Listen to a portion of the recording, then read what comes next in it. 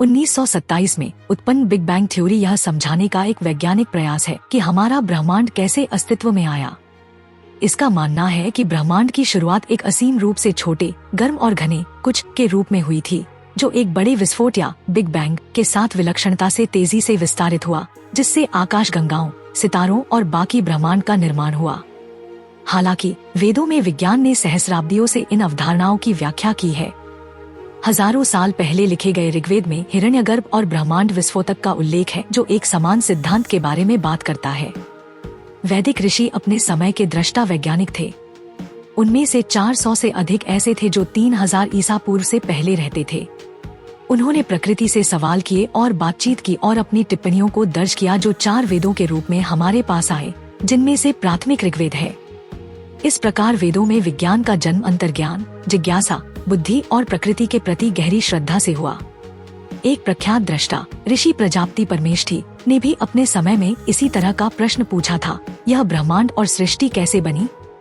ऋग्वेद को 10 मंडलों में विभाजित किया गया है। 10वें मंडल में नासदीय सूक्त नामक एक भजन हमारी सृष्टि का विस्तृत वैज्ञानिक विवरण देता है।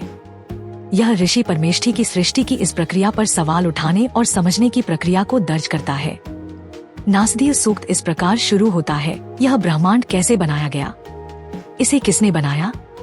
क्या वह सृष्टि के भीतर था या वह बाहर था? क्या उसे भी सृजन की प्रक्रिया के एक भाग के रूप में बनाया गया था? इस ब्रह्मांड की रचना किससे हुई? सृजन की प्रक्रिया के कुछ उत्तेजक वर्णनों में वाक्पटुता से लिखे गए छंद शामिल हैं। सचमुच वेदों में लिखा गया विज्ञान जितना काव्यात्मक था उतना ही गहन भी। वहाँ न तो कुछ था और न ही कुछ, न वायु न आकाश। सभी को क्या कवर किया गया? सभी ने कहाँ विश्राम किया? लपेटे में एक शून्य। कौन जानता है यह विशाल सृष्टि कहाँ से उत्पन्न हुई? तब तक किसी देवता का जन्म नहीं हुआ था। तो फिर सत्य को कौन प्रकट कर सकता है? जहाँ से संसार की उत्पत्ति हुई, चाहे दिव्य हाथ से बनाया गया हो या नहीं, केवल स्वर्ग में मौजूद भगवान ही बता सकते हैं।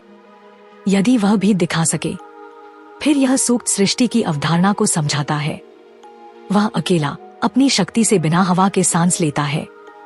उस एक के अलावा यहाँ परे कुछ भी नहीं था।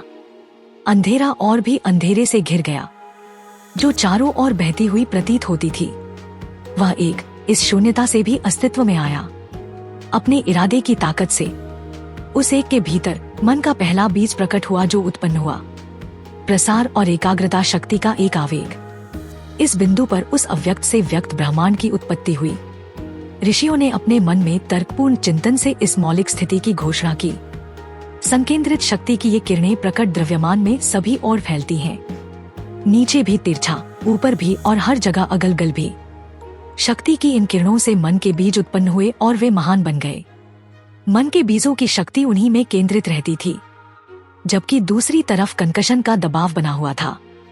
इस प्रकार सजीव और निर्जीव के बीच अंतर उत्पन्न हुआ, मन का और विकास हुआ। वेदों में विज्ञान भी गहरा होता गया। कोई भी सृजन की प्रक्रिया का वर्णन नहीं कर सकता। देवता सृष्टि की प्रक्रिया का वर्णन नहीं कर सकते, क्योंकि उन्होंने भी सृष्टि की प्रक्रिया नहीं देखी। दृश्य जगत के घटित होने के बाद ही वे अस्तित्व में आए। इस सिद्धांत का जन्म सहस्राब्दी पहले हुआ था। नासदीय सूक्त के अनुसार हिरण्य का अर्थ है स्वर्ण और गर्भ का अर्थ है गर्भ। इस सुनहरे रंग के ब्रह्मांडीय गर्भ को एक अवर्णनीय शक्ति और ऊर्जा केंद्र कहा जाता है, जो दोलन में है। इसे एक प्रकार की श्वास गतिविधि के समान माना जाता है, जो लगातार स्पंदित होती रहती है। ऋग्वेद के भजन 1.32 और 1.33 में ऋषि हिरण्यस्तूप अंगिरसा ब्रह्मांड के गर्भ के अंदर दो विरोधी ताकतों के बीच लड़ाई का वर्णन इंद्र, दिव्य मन और वृत्र या एक साथ चिपके हुए बादलों के बीच लड़ाई के रूप में करते हैं। वृत्र प्रतिरोधक शक्ति मन के बीज या इंद्र की बाह्य रूप से धकेलने वाली शक्ति को फैलने और कार्य करने से रोकती है और उसका विरोध करती है। इससे हिरण्यगर्भ स्पंदित और स्थिर दोनों हो जाता है, क्योंकि यहाँ स्थान और समय की अवधारणा मौजूद नहीं है। एक विशेष क्षण में बाह्य रूप से धकेलने वाली शक्ति इंद्र, रोकने वाली शक्ति वृत्र पर विजय प्राप्त कर लेती है, जिससे हिरण्यगर्भ फट जाता है। इसे ब्रह्मांड विस्फोटक या जिसे आधुनिक विज्ञान अब बिग बैंग थ्योरी के नाम से जाना जाता है। एक सिद्धांत जिसका उल्लेख प्राचीन भारतीय विद्वानों ने पश्चिमी दुनिया के सोचने से कई शताब्दियों पहले किया था। अभिव्यक्ति की प्रक्रिया। द्रव्य और ब्रह्मांड की अभिव्यक्ति की प्रक्रिया को ग्रंथों में पंचीकरणम कहा गया है।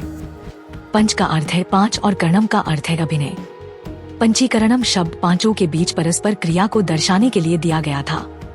पांच कौन से थे? यह पंचीकरणम क्या है? पांचों पंचभूत या मौलिक तत्वों का प्रतिनिधित्व करते हैं, जो अकेले अपने गुण विशेषताओं के रूप में हिरण्यगर्भ के तटस्थ जल में विराजमान हैं। पांच मौलिक तत्व हैं: आकाश, अंतरिक्ष ईथर, वायु, तेजस अग्नि, आपः जल, पृथ्वी। ये पांच तत्व एक मंथन प्रक्रिया से गुजरते हैं, जिसे पंचीकरणम की प्रक्रिया के रूप में वर्णित किया गया है, जहां पांचों परस्पर क्रिया करते हैं और यहीं से ब्रह्मांड अपने सभी आकार, स्थान और पदार्थ में प्रकट होता है।